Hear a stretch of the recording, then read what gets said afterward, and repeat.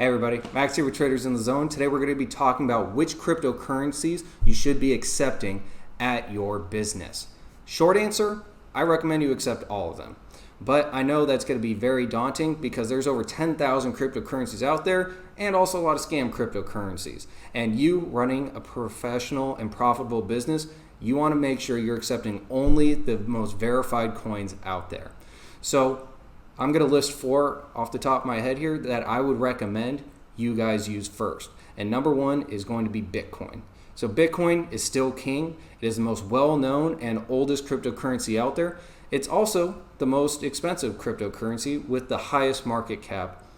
Now, with Bitcoin, the vast majority of people in cryptocurrency probably have heard of Bitcoin. And even if they're not in cryptocurrency, they've heard it. Bitcoin is featured on CNBC almost every single day.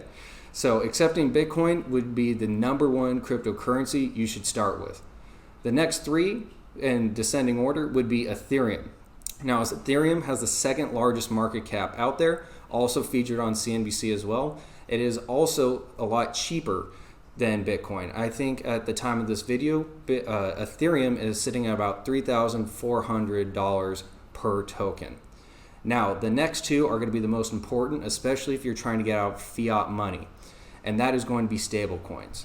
Now, what are stablecoins? Stablecoins are simply cryptocurrencies that are pegged 1-to-1 to the US dollar or whatever denomination out there. What are those 2? That is USDC and USDT. Now, with those 2 coins, if you, for example, had 10 USDC or USDT, you could sell those 10 coins and you would get 10 fiat dollars. Very simple, very easy, especially for your accounting. You don't have to worry about the volatility of cryptocurrencies because it's always going to be 1-to-1 to the US dollar. And unlike the US dollar and whatever bank accounts you have, they do offer pretty good interest rates depending on which exchange you go on. Now, there are some issues with accepting cryptocurrency, and that's what's called gas fees, also known as transaction fees. Now, depending on which cryptocurrency you use, the transaction fees can be very high to almost nothing.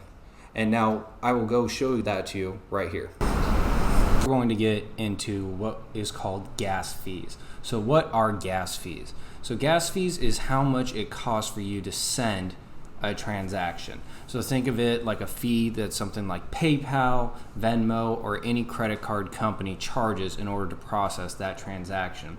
So when you are going to be accepting cryptocurrency at your small business, your restaurant, you have to understand that your customers are going to be charged this fee in order for them to pay you in cryptocurrency.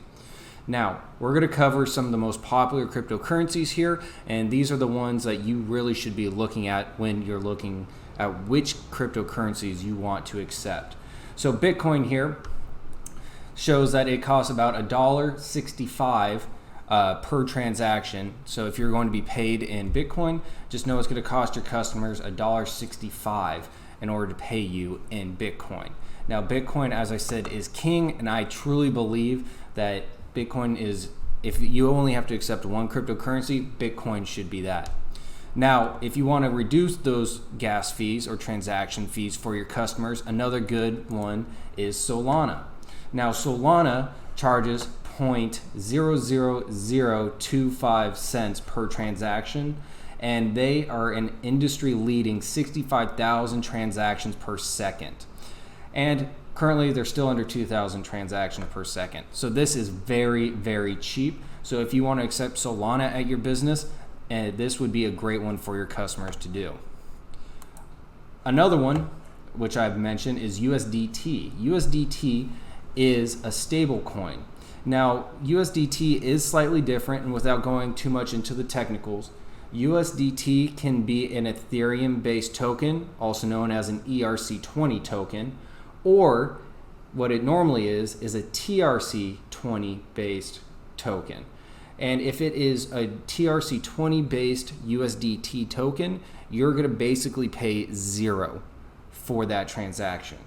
But if it is an ERC20 based token or an Ethereum based token, you will be paying very high gas fees. Now, that leads me to the last one. Ethereum and USDC, which is the other stable coin I've mentioned, are ERC20 tokens. Now, the gas fees are very high. And as you can see from this chart here, depending on which protocol or exchange you're using, the gas fees are very high. So Crypto.com listed at $22 per transaction. I see Curve here is the cheapest at $13.95. And you got Balancer all the way up at $25.50 per transaction. So when you're looking at small transactions, especially if you're a small business selling something small, or you're a restaurant and someone comes in just to pay for a couple drinks, maybe an appetizer, you need to know which cryptocurrency you should offer them to pay their bill in. Because there's no way customers want to pay you in cryptocurrency if by them paying you in cryptocurrency, their bill just doubles. That's not sound business.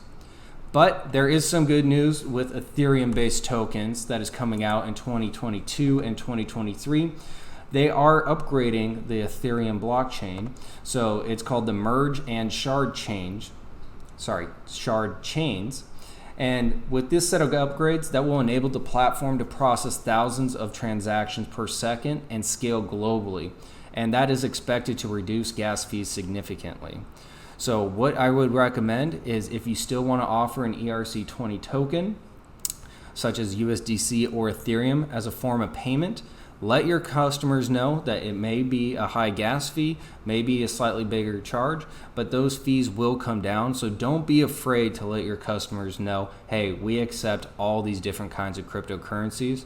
Now it's up to you to determine what you most want to accept at your business and around your business model. And so now you know about which cryptocurrencies you should accept, as well as the gas fees associated with different cryptocurrencies. Now it is all going to come down to what your personal opinion is, what projects you like, what projects you want to accept. Those 4 examples I just gave you about which cryptocurrencies you should accept, that's my personal opinion, and that's what I recommend to every business that I help currently. Now, if you have any questions regarding gas fees or what cryptocurrencies I would recommend besides those 4 that I mentioned, leave me a comment in the description down below, and make sure you stay tuned for the next episode where we're going to be discussing how to train your staff in accepting cryptocurrency. Thank you guys so much for watching.